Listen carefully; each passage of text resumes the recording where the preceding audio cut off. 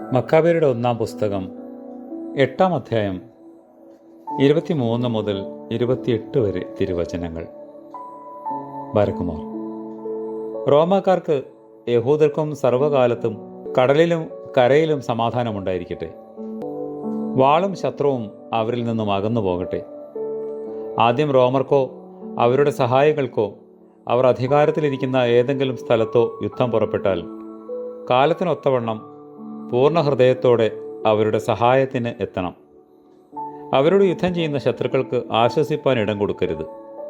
അവർക്ക് കോതമ്പും ആയുധങ്ങൾ, പണം, കപ്പലുകൾ ഇവയൊന്നും കൊടുക്കാതെ ഉപരോധം ഏർപ്പെടുത്തണം.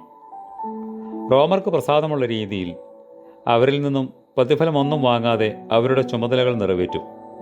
ആദ്യം യഹൂദ ജനതയ്ക്കാണ് യുദ്ധം സംഭവിക്കുന്നതെങ്കിലോ റോമൻ ജനത അവരുടെ പൂർണ്ണ മനസ്സോടെ കാലത്തിൻ്റെ ആവശ്യാനുസരണം യുദ്ധം ചെയ്ത് സഹായിക്കണം.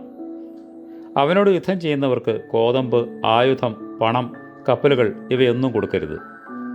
റോമൻ ജനത അവരുടെ ബാധ്യതകൾ അവരിൽ നിന്നും വ്യാജം കൂടാതെ നിറവേറ്റണം. കാരുണ്യവാനായ കർത്താവേ, ഞങ്ങളോട് കരുണ തോന്നണമേ. ആമേൻ.